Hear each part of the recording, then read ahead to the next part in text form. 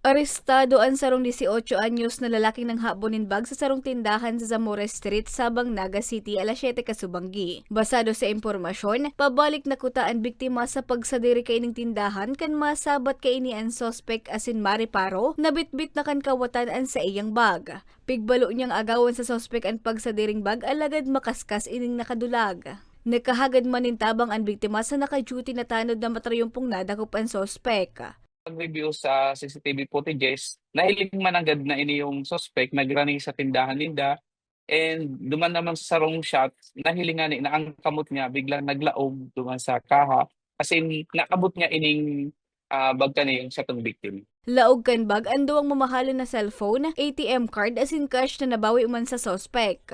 Pudan mi na lang po ginaray sa publiko na maglikay, mag-ingat po kan sa mga gamit. Ang krimen, igwalan po yan ng tulong elements. Inot yan, si intention, si opportunity, and si instrumentality.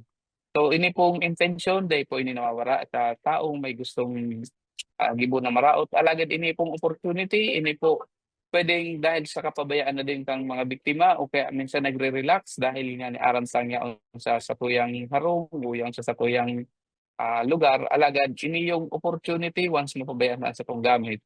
Diyan na po na lalaog itong mga pananamantala kaning tao may mga maraot na intentions. Nasa kusturya naman kan Naga City Police Station 1 ang sospek asin nahampang sa kasong theft. Para sa mga baratang tatak Bicol, Regine Boy.